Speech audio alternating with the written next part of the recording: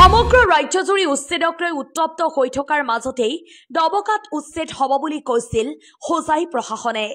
ঠায়ে ঠায়ে প্ৰতিবাদ, কিন্তু ডবকাত ৰাইজে সঁহাৰি জনাইছে উচ্ছেদৰ বাবে। এইবাৰ ডবকাৰ ৰাইজে বিচাৰিছে উচ্ছেদ, কিন্তু ক'ত উচ্ছেদ বিচাৰিলে ৰাইজে? চাওক সম্পূৰ্ণ প্ৰতিবেদন। হয়, ডবকাত দেউৰিজান নামৰ এটি যান বেদখলৰ কবলত। যানটোত বেদখল কৰাৰ বাবে বন্ধ হৈ পৰিছে পানীৰ চলাচল, যাৰ বাবে সামান্য বৰষুণ দিলেই কৃত্ৰিম বানত পৰে ডবকা চহৰ। সমান্তৰালকৈ বিনষ্ট হৈছে শ শ কৃষিভূমি, কৃত্ৰিম বানত ডুব যায় আৱাসগৃহ, যাৰ বাবে পানী নিষ্কাশন কৰি দেউৰিজান যানটো সজীৱ কৰি তোলাৰ দাবী স্থানীয় লোকৰ। ডবকা নাহৰ গাঁও, চোটাৰ গাঁও, ডবকা চহৰকে ধৰি বিভিন্ন অঞ্চলত বৰষুণ দিলেই কৃত্ৰিম বানপানীৰ কবলত পৰে। বানৰ ফলত ডুব যায় স্থানীয় ৰাইজৰ ঘৰ দুৱাৰৰ লগতে ডবকা চহৰ। পানী নিষ্কাশন হ'ব নোৱাৰাৰ বাবে প্ৰায় ২০০০ বিঘা খেতি বিনষ্ট হৈ পৰিছে। প্ৰশাসনৰ ভূমিকাত ক্ষুণ্ণ হৈ পৰিছে নৈ পৰিয়াল লোকসকল। পঞ্চায়ত ইলেকশ্যনৰ সময়ত মানুহে অৱগত কৰিছিলে আমাক, কৰাৰ পিছত মই মানুহক কথা দিছিলোঁ এইটো পঞ্চায়ত ইলেকশ্যনৰ পিছত এইটো চেষ্টা কৰিম। আমাৰো সৌভাগ্য ডবকা টাউনত ফ্লাডৰ সময়ত আজি দুই সপ্তাহমান আগত ফ্লাড হৈছিলে। ফ্লাডৰ সময়ত হবীব মহম্মদ চৌধুৰী চাহাব আহিছিলে।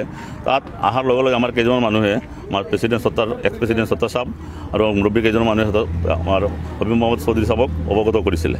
তেতিয়া ময়ো লগত আছিলোঁ। তেতিয়া আহি আমালোকে দুদিন পিছত আহি আমালোকে ফিল্ড ইনকুৱাৰী কৰি তেওঁ কথা দিছিলে মই চি এম ছাৰক এইটো বস্তু অৱগত কৰিম আৰু অৱগত কৰিছে চি এম ছাৰক, আৰু ডি ছাৰক অৱগত কৰিম। ডি ছাৰৰ লগতে মই আলোচনা কৰিছোঁ, মই নিজেই আলোচনা ডি ছাৰৰ লগত কৰিছোঁ। ডি ছাৰক জনোৱা হৈছে। ডি ছাৰ সেইদিনাখন দুদিনমান আগত ডি ছাৰো আহি ফিল্ড তদন্ত কৰি মানুহক কৈছে নিজে নিজে যাবলৈ, নহ'লে গভৰ্ণমেণ্টৰ যিটো ৰুল আছে ৰুল মতে এইটো নহ'ব।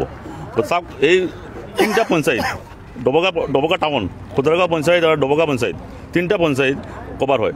হাজাৰ হাজাৰ বিঘা মাটি মানুহৰ এনেই পৰি আছে ফিল্ডত, হাজাৰ হাজাৰ মানুহে খেতি কৰিব নোৱাৰা হৈ গ'ল। এইকাৰণে মই ডি ছাৰক ধন্যবাদ দিওঁ। ডি ছাৰে আহি পদক্ষেপ লৈছে, আৰু আমাৰ হবীব মহম্মদ চৌধুৰী চাহাবে আৰু আমাৰ চাৰ্কুল অফিচাৰ বাইদেৱে এইটো পদক্ষেপ লৈছে। এই পদক্ষেপ তেওঁলোকে খোলা জনাওক। মই এজন খেতিয়ক, সেই হিচাপে মই গোটেই দেউৰিজানৰ সমস্যাটো লৈ মই ইমান চিন্তিত নহয়।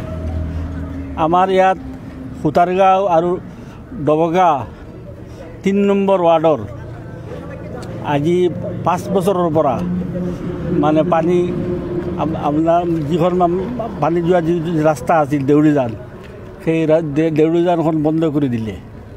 কিন্তু প্ৰথম ১ বছৰ ২ বছৰ আমি চি অ' ছাৰক কৈ পেলাই যেনে তেনে আমি মুকলি কৰিলোঁ, আৰু মুকলি কৰাৰ সময়ত তেখেতসকলেও এই কথাটো আমাক স্পষ্টীকৰণ দিলে যে খৰালি কালত আহিলে আমি এইটো সমাধান কৰি দিম। কিন্তু খৰালি কালত অহাৰ পিছত আৰু মানে কাৰো লগত কাৰো হেৰি নাই।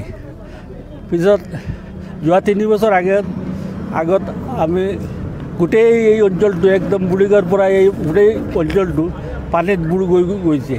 তেতিয়া আমি চি অ' ছাৰৰ ওচৰত গৈ প্ৰায় ৫০০-৬০০ মানুহে গৈ মই ঘেৰাও কৰিলোঁ, আৰু ঘেৰাও কৰাৰ পিছত তেখেতে আহি দেখি ইয়াত আমাক এটা মানে টেম্পৰাৰী হিচাপে এই 4 লাইনৰ কিনাৰেদি এটা মানে এইটো খান্দি পানীখিনি নিষ্কাশন কৰাৰ ব্যৱস্থা কৰিলে। যাই হওক, সেই নিষ্কাশনত খেতি বাতি মানুহৰ হৈছে, হয়তো কিছুমান খেতি হেৰিও গৈছে, কিন্তু বেছিভাগ খেতিয়েই আপোনাৰ মানুহে কৰিব পাৰিছে।